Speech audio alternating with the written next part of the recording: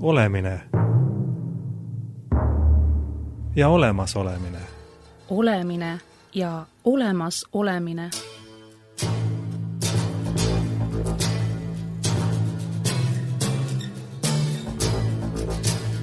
Olemine ja olemasolemine. Olemine ja olemasolemine.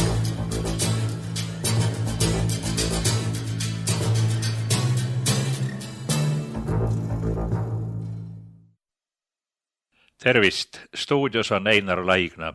Meie tänase mõtiskluse vestluse teemaks on isandad ja sulased. See on kindlasti aktuaalne teema kõikidel aegadel. Ja teema ise on sama vana kui inimkond. Küsimus on see ju võimust ja viimselt küsimus, kellel on õigus võimule, kellele peab kuuluma võim. Kõige vanemad andmed vanades kultuurides räägivad ju üksmeelselt sellest ja seda üle terve maailma, et maise tsivilisatsiooni on loonud salapärased olendid, keda nimetatakse jumalateks. Ja kõik viib tagasi jumalatele. Edasi on juttu ka sellest, et need jumalad on siin maa peal inimese teinud, tehnoloogia meid täna ei huvita, aga kogu vanade kultuuride võimu küsimus oli ju küsimus jumalatest ja sellest, kellel on õigus maapealses riigis võimule. Võim tähendab võimalusi, aga võimuga kaasnevad ju ka suured kohustused ja kohustus on ju olla rahva, riigi juht, hoidja, säilitaja. Nii nagu on hõimu pealikud, kelle ülesanne on ju säilitada hõimu, hoida korda seal vanu traditsioone, tavasid. Või võtame järgmise näite kas või loomariigist, kus on karjas elavad loomad, see tähendab samamoodi sotsiaalsed olendid nagu inimesed, siis igal karjal on kindlasti juht ja vaevalt, et hundikarjal või mis tahes loomakarjal, kellel juht on, et seal oleks veel mingisugust erilist niisugust parlamenti või nõukogu, ütleme huntide nõukogu või hundiparlamenti. Varesed peavad küll vahel hommikuti hirmsat laata, käib kohutav lärm ja kraaksumine ja vahel tehakse mõnele tuupi. Ilmselt siis seal on ka mingi niisugune parlamentaarne asja õiendamine. Aga tuleme täpsemalt meie teema juurde. Paabeli torni lugu räägib sellest, kuidas seal, kui tekkis üksteise suhtes arusaamatus või keeltesegadus, mis tähendab ju mõistmise segadust. Ja et mõistmise segadus oli nagu karistus selle eest, et inimesed, kes ei olnud jumalad, see tähendab, kes ei olnud maavälist päritolu, tahtsid olla nagu jumalad ja ehitada torni taevasse. Taevasse muidugi keegi torni ei ehitaks, aga ülbuse akt oli ta nii või teisiti ja igasugune ülbuse akt saab ju objektiivselt karistatud. Nii juhtus ka siis ja vanade rahvaste lood räägivad sellest, kuidas siis iga juht, kes ise oli küll ka jumalate, kuid teisalt inimeste järeltulija, keda nimetati ka siis kangelasteks, rahvaste isadeks, nad võtsid oma hõimu ja tulid sealt ära, näiteks Haik oli üks selline kangelane, kes oma rahva viis Ararati jõe orgu ja sealt siis võrsus välja Armeenia rahvas, Armeenia kuningriik. Vanadest idakuningriikidest on kõige selgemini näha see liin inimestelt jumalatele ja alati on ju iseloomustanud inimesi see soov jumalikustuda. Nüüd jättes kõrvale selle päritolu küsimuse, kuidas siis on sulaste ja isandate olukord, kui meie tänase teema niisugused põhisõnad, mis kõikidel aegadel on inimesi puudutanud ja kindlasti puudutavad praegusel ajal ka meid, seda eriti, kuna küsimus võimust ja kellele võimu delegeerida ja kellel on õigus võimule, need on igavesed küsimused ja saadavad meid alati. Ja selles mõttes täna väike niisugune ajalooline tagasivaade oleks asjakohane. Meie tänane teema jagunebki siis 4.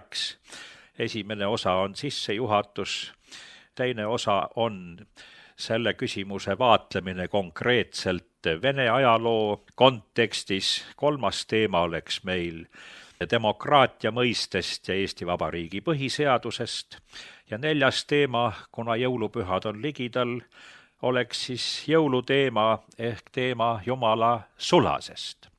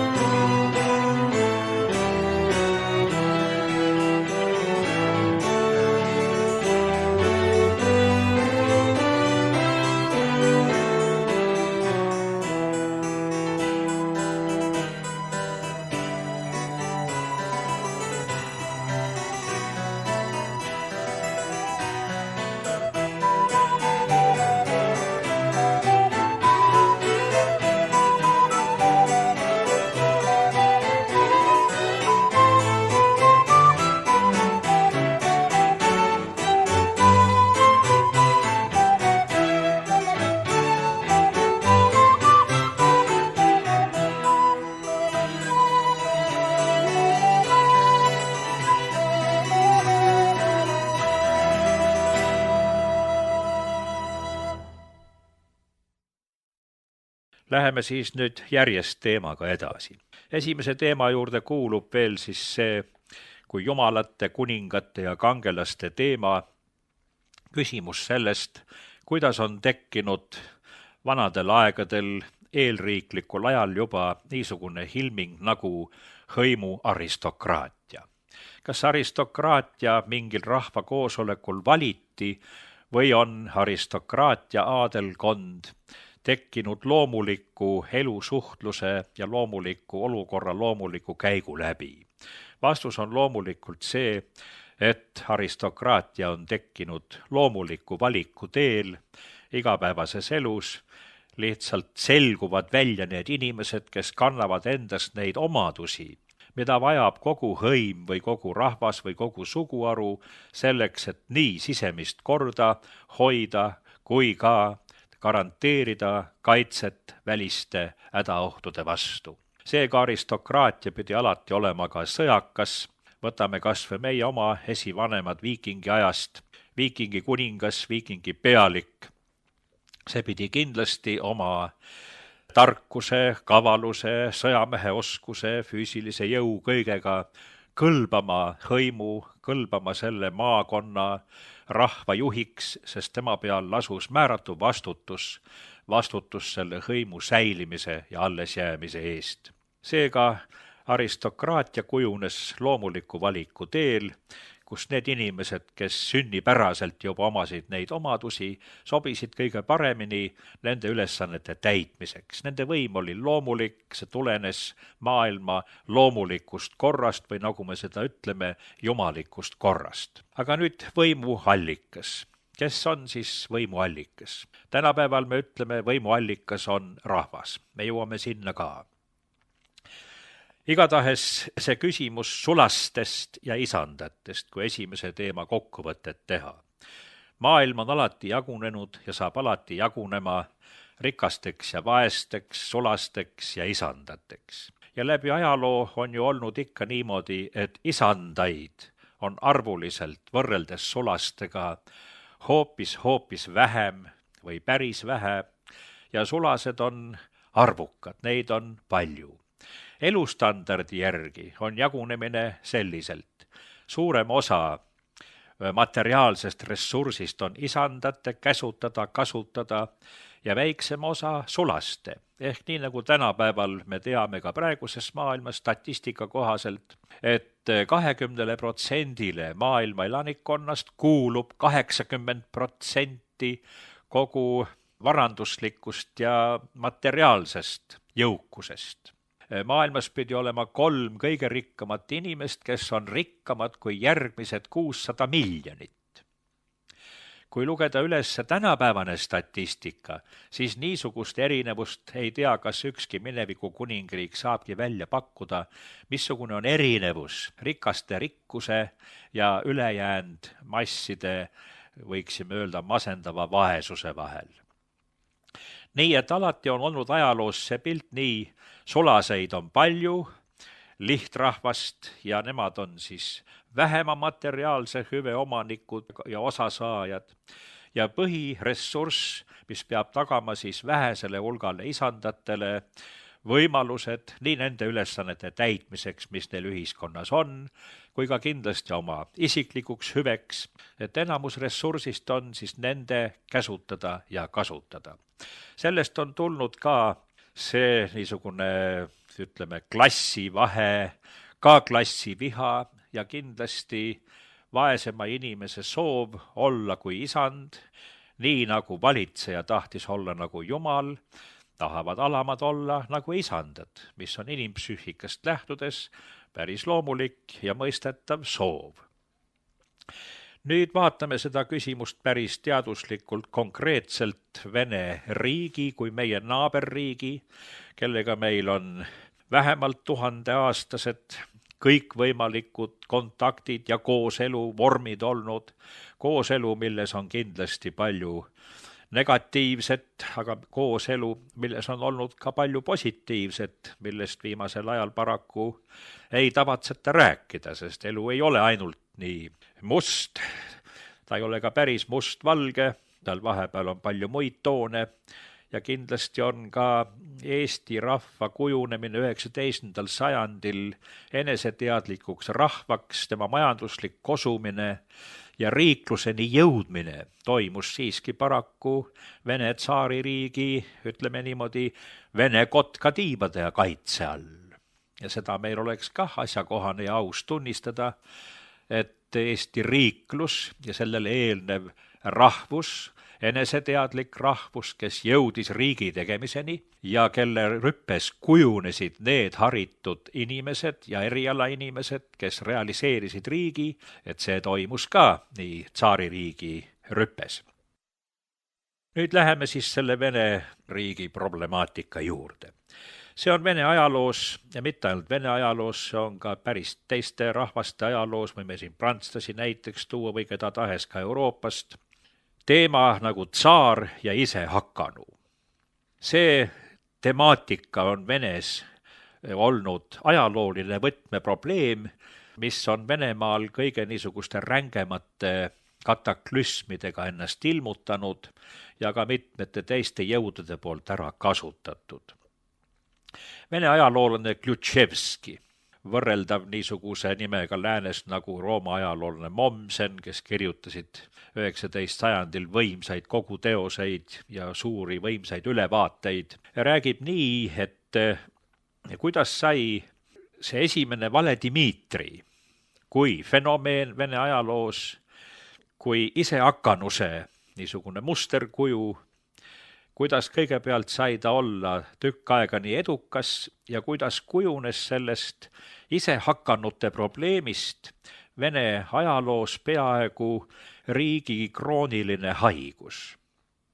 Ajaloolisi juuri ei ole päris lihtne välja kõiki selgitada, kuid kindlasti üks tõlgitsus, mille kohaselt selles väljendub üks antifeodaalne ilming ja kui teisalt kui spetsiifiline võitlus võimu eest, kindlasti see inimese arvamus, et nii või teisiti kuidagi igaüks mõnikord mõtleb, et tema peaks kuningatroonil istuma ja ometi see puht ajalooline selgitus ei ole piisav. Ja ta ei ole sellepärast sugugi lahendus kultuuriplaanis. See ei ole siiski seotud sotsiaalsete liikumistega ega võimuvõitlusega, vaid tema juured on palju ürgsemad, palju vanemad ja palju sügavamad.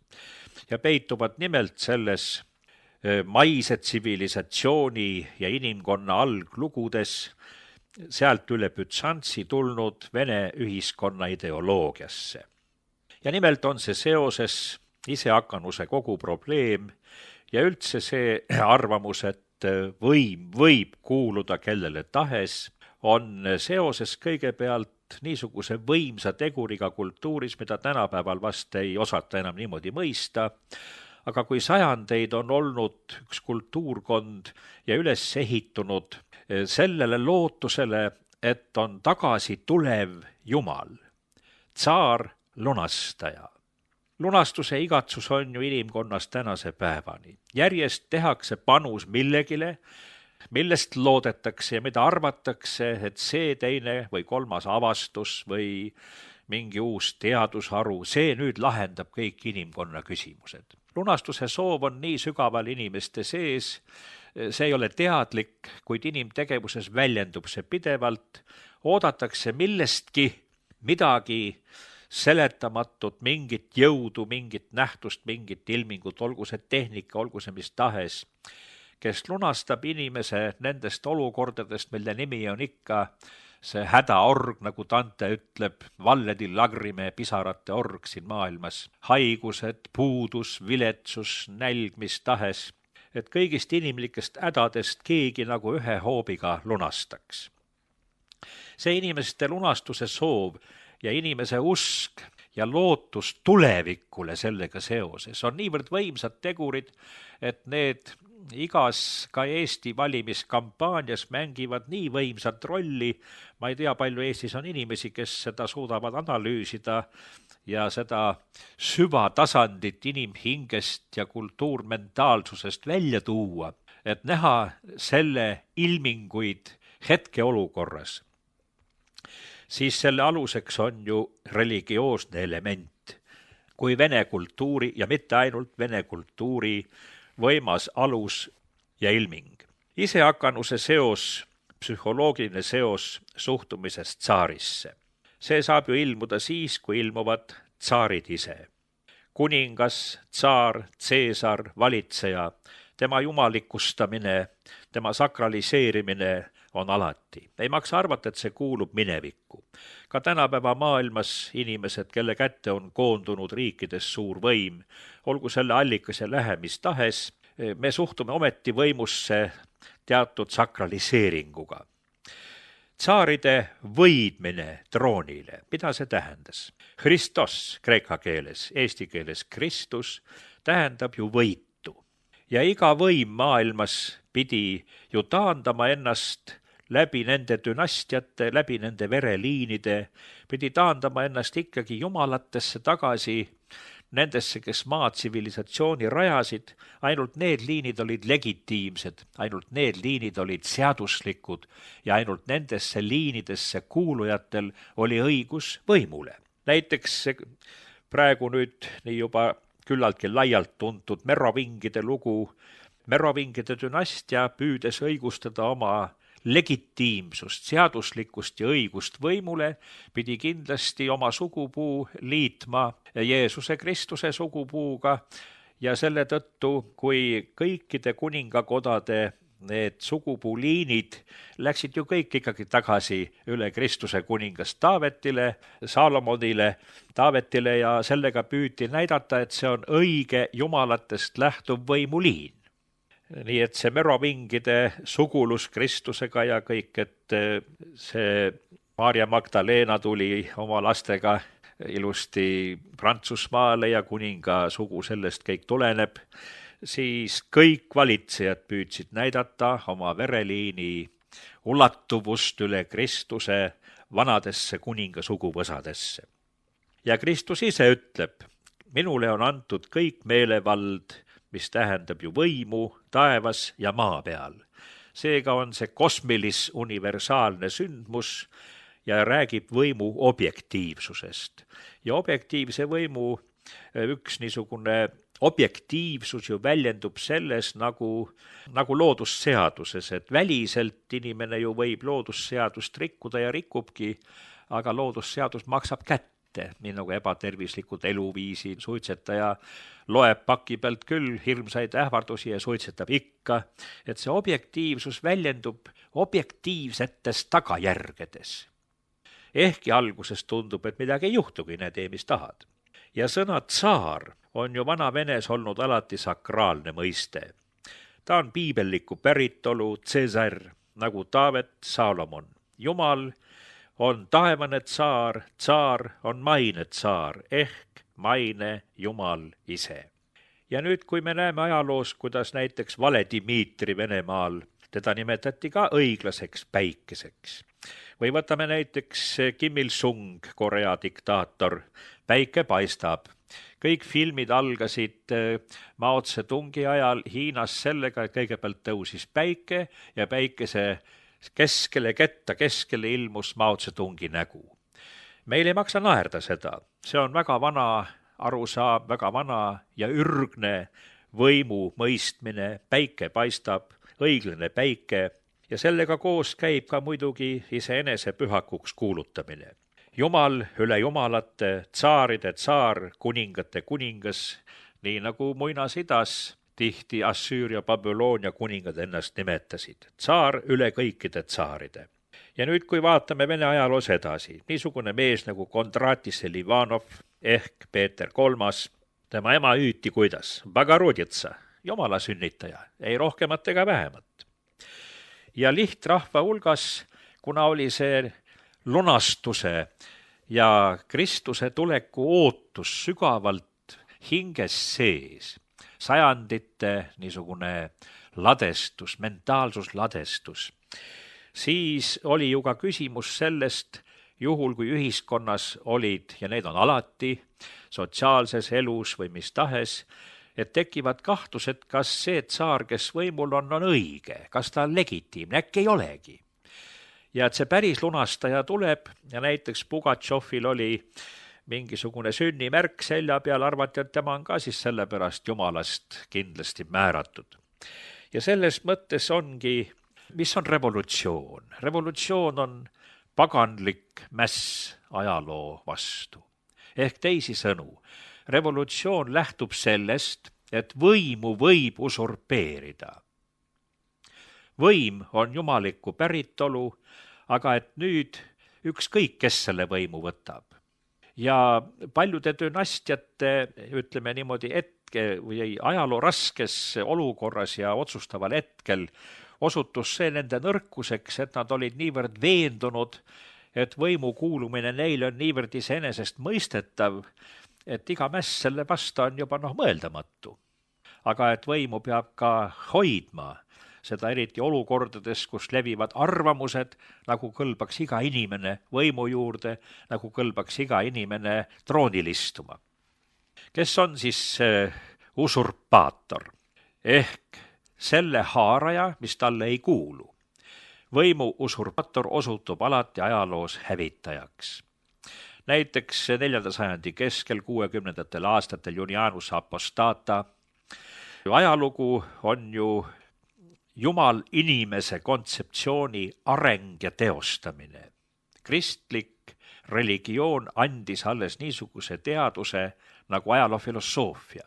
Mõtestas ajaloo, andis ajaloole mõtte. Jumal inimese kontseptsiooni mõtte läbi. Ja revolutsioon ei ole midagi seega kui mäss ajaloo vastu. Ja revolutsioon saab viia ainult inimest jumalikustumisest vastupidises suunas. Kultuur areneb vaimu kultusest ja toitub sellest.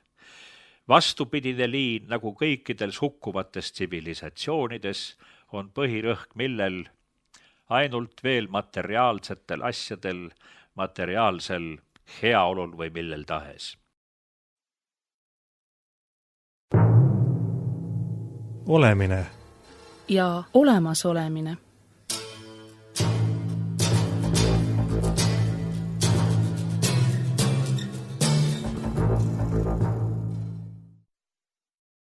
Kristlus, selle eetilised alused on ju need, mille alusel on kujundatud isiksust 2000 aastal nii ida kui lääne religiooni kristliku kultuuri maailma piires. Kristus ühelt poolt kui ajalooline isik ja propageeritav või kuidas öelda, jutlustatav või kultiveeritav halastuse, armastuse ja teises ligimeses Jumala esindaja nägemine. Isik ja ajalugu said oma mõtte ja tähenduse nimelt kristlusest. Seega kõikide muude suuruste asetamine selle asemele nagu rahvus, klass, Stalin, Jumala asemele panna mingi muu väärtus, heaolu, luksusauto, seda me nimetame idolomaaniaks, iidolite kummardamine. Ja iidolite kummardamine on mäss ajaloo vastu. See on tagasiminek ajaloos, see on inimarengus taandareng. Dostojevski, nimi ei vaja vist selgitamist, kes see on, ütleb, ilma jumalata on kõik lubatud. Ja see oli vendades Karamaasovites tuleb see välja. See tuleb välja sortsides ja teistes raamatutes, mis siis olid väga aktuaalsed Venemaal, kui ateistlik revolutsioonilised ideed levisid. Siis loogiline järeldus, mis tehti, oli see, et ilma jumalata on kõik lubatud, sest ka eetika on jumaliku päritolu ja selles kontseptsioonis inimhing kõige kõrgem väärtus. Sealt sünnib kultuuri nihilism ja need iidolid tegid võimalikuks kõik selle kurja või nagu siis Dostojevski raamatus on sortsides räägitud, kuidas mingid kurjad teemonid liiguvad mööda Venemaad ringi, need olid siis revolutsionäärid. Kuritegu algab alati ebajumala kummardamisega. Jumala eitamine toob alati kaasa ka kohe ja vältimatult inimese enda eitamise. Ja selle tagajärgi ei ole raske näha. Edasi, tsaari võim, isevalitsus, jumalast seatud. 17. sajandil levib niisugune õpetus, et on olemas õiglased tsaarid ja ebaõiglased tsaarid.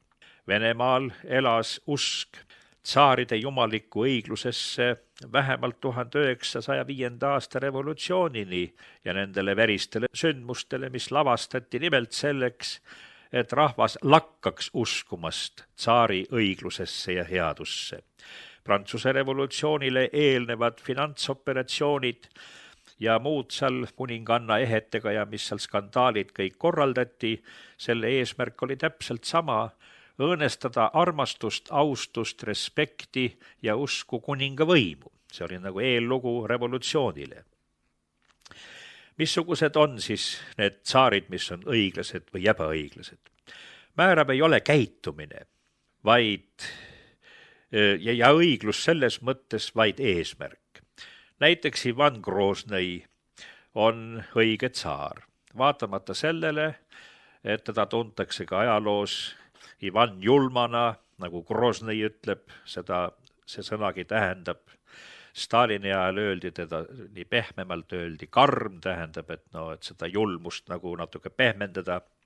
Me teame ka, et Stalini ajal oli Ivan IV väga austatud ja temast tehti suurepäraseid filme, väga andekalt tehtud filme, võiks öelda geniaalselt tehtud filme, kus samuti siis selle Ivan IV läbi õigustati seda Vene traditsiooni, mida tegelikult Stalin jätkas. Ühed on siis Jumala tahtel, teised oma tahtest on põhivahe. Õiged tsaarid saavad võimu Jumalalt, valed tsaarid saavad võimu saatanalt. Tsaaride võidmise rituaali tekst juba arvestab seda. Tsaar on ju elav ikoon, Jumala kujutis, eikon, ja ise hakanu on valeikoon ehk iidol. Nii et siis ühelt poolt ikoon, eikon kreeka keeles, kui õige Jumala kujutis ja iidol on alati ebajumala kujutis. Siia juurde oleks muidugi huvitav paaritunnine joonaruline märkus sellest, mille nimi on siis ikoonide teooria, aga see praegu rohkem meid ei huvita. Tsaarivõimu tunnusteks oli rist kui vana sümbol nii 4 aastaajast, mis korduvad, kui vertikaalist ja horisontaalist. Rist on üldse väga ürgne sümbol, kotkas kindlasti ja solaarmärgid keha peal, kui ettemääratusest rääkivad märgid.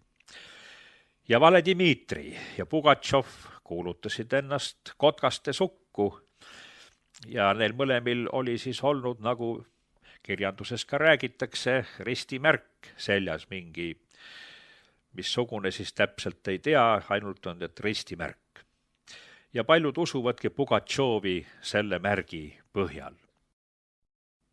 Edasi, kui me võtame näiteks Vene ajaloos, kes on olnud ühelt poolt küll seaduslik valitsejanna nagu Katariina II, temal näiteks ei olnud tegelikku päritolu seaduslikku õigust sellele võimule. Oli ainult mütoloogiline sarnasus. Kes on siis see isehakanu?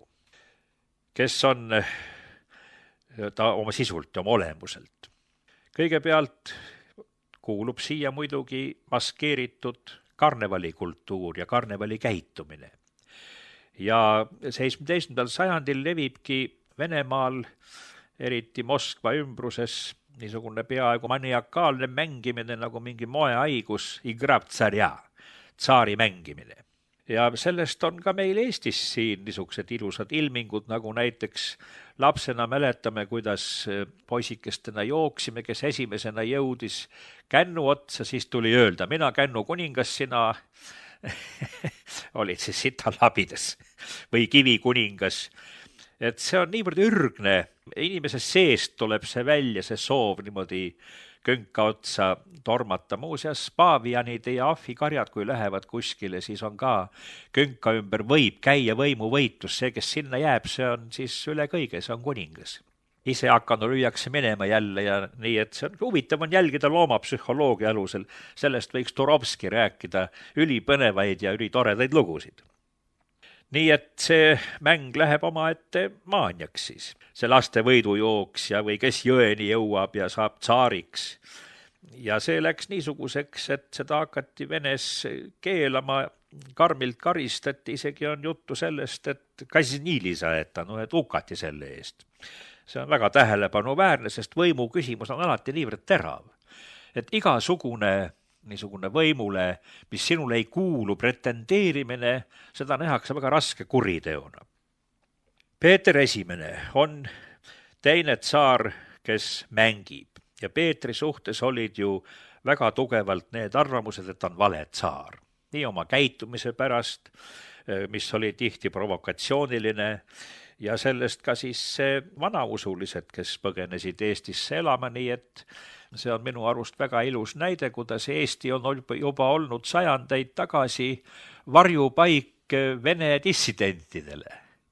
Ja Peipsi-äärsed vanausulised venelased on haruldaselt toredad inimesed, väga kenad inimesed.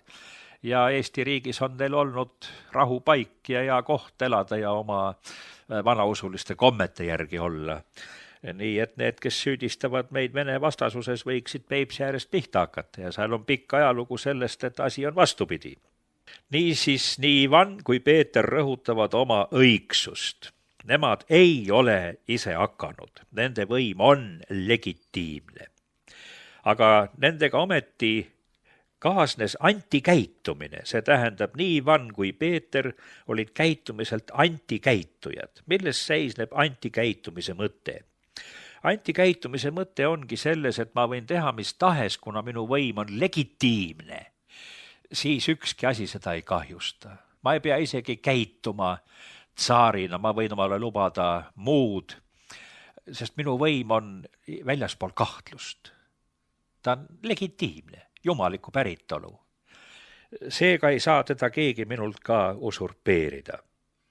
Näiteks Peeter kandis Saksa ja Poola riideid, mis vene traditsioonide ja bojaaride suhtes oli päris niisugune skandaalne käitumine iseenesest. Nüüd Vale Dmitri, tema oli kui nõid hereetik ja huvitaval kombel saun on niisugune koht, mis on nagu kiriku antipood. Saun oli ebapuhas koht. Ja tähelepanuväärne on see, et Vale Dmitri läks sauna, mitte kirikusse.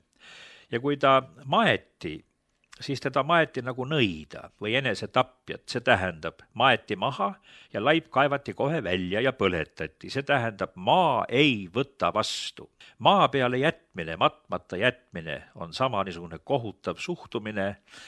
Näiteks kõhu peale pandi mask, roovile suhu, need olid põrgusse mineku atribuudid. Ja nüüd, kui me mõtleme Vene ajalugu hiljem, väga pidulikult kuulutati valju hääldajatest, kui terve Nõukogude Venemaa seisis valvel ja hardalt vaikselt, kui öeldi Vladimir Ilitš Lenini keha lastakse hauda. Lenin maeti ju ka alguses maha. Ja siis kaevati kohe välja. Tähendab, väga teadlikult Lenini puhul viidi läbi usurpaatori matus. Maa ei võta vastu. Seepärast ei tohigi Leninit matta.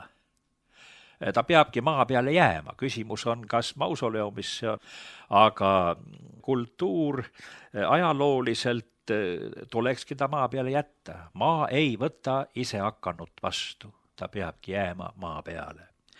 Ja seetõttu ka sõja ajal me teame, kuidas jäeti tuhandeid laipu lihtsalt maa peale, meelega ei maetud, et maa ei võta vastu, selles väljendus eriline põlgus. Nii et see kultuuriline niisugune ümberorienteerumine, Peeter saab tsaarist imperaatoriks ja selle kohta siis ütlesid juba ka venelased enamasti, et tsaar, jah, seda ta on, see tähendab ühe riigi kuningas.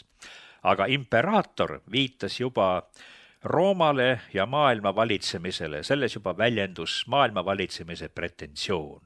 Orientatsioon Bütsantsi, mis eraldas ebapuhastest maadest.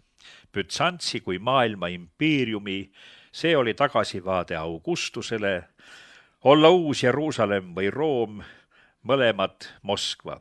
Teine Room langes musulmanidele ja 1453 on ju Konstantinoopoli langemine, 1480, kui Moskva võidab musulmanid, peale seda Venes võimsalt algab see maailma valitsemise idee kinnistumine. Bütsantsi kahe peaga kotkas vaatab idasse ja läände ja selle järgmine aste oligi Nõukogude Liidu vapil ei olnud enam kotkas, mis vaatab kahele poole, vaid terve maakera oli ju Nõukogude Liidu vapil sirbi ja vasara märgi all. Selles väljendus see sama vana taotlus, mis imperaatoris nimetusega alguse sai, et terve maailm kuulub sulle. Vesmir тебе принадлежит, nagu Filofei kirjutas oma raamatus Moskva kolmas Room. Nüüd läheme oma teemaga edasi, see niisugune väike teaduslik vahepala on ka laiemalt vaadeldav kui ainult Venemaa ajaloos ja räägime nüüd siis veel meie asjadest enne viimast teemat. Võimulähe.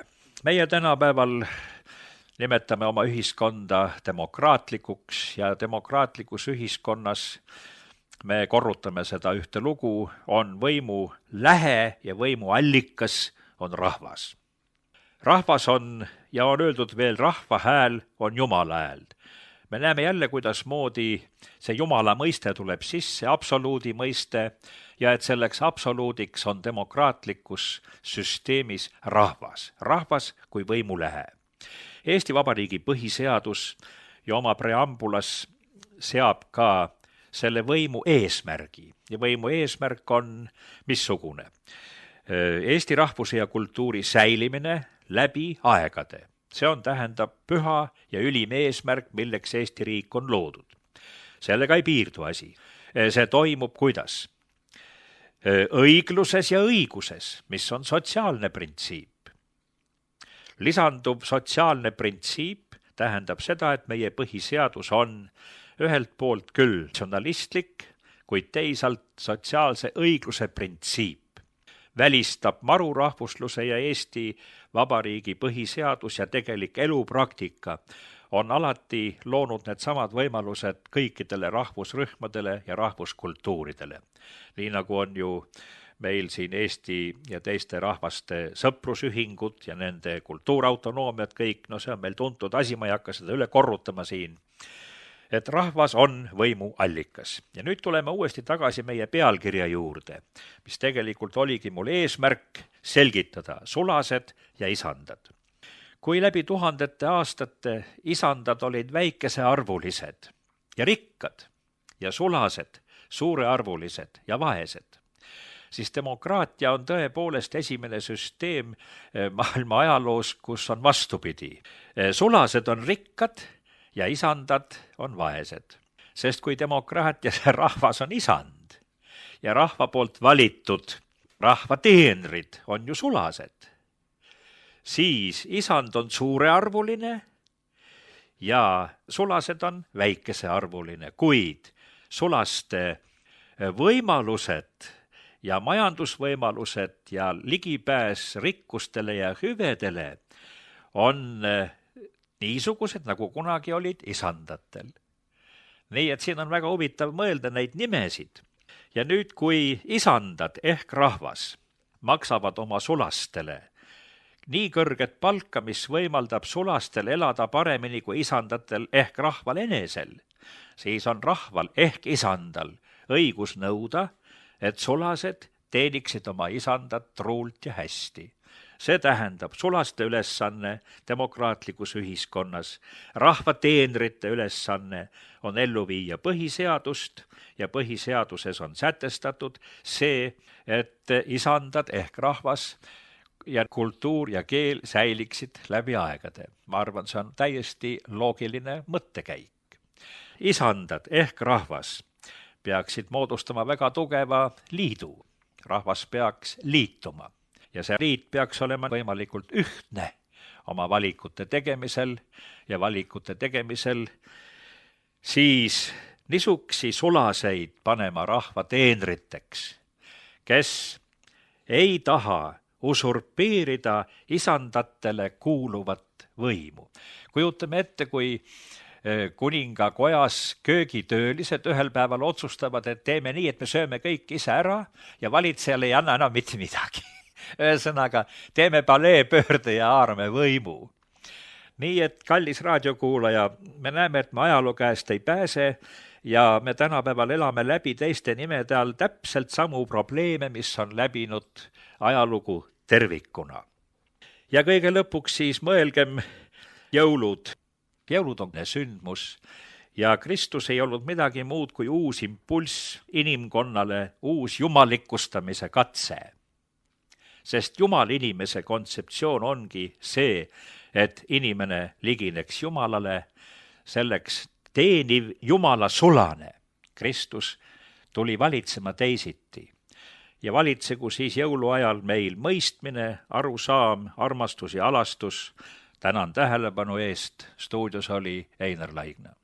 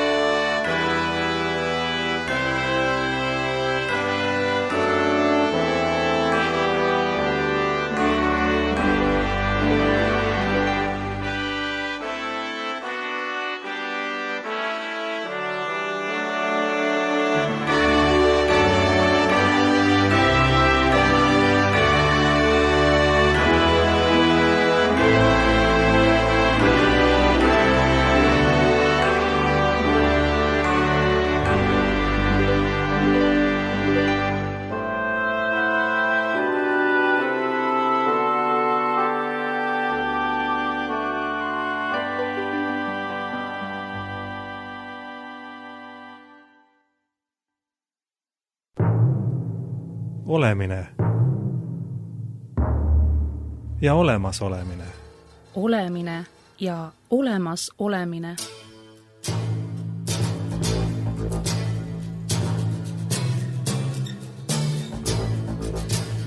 Olemine ja olemasolemine. Olemine ja olemasolemine.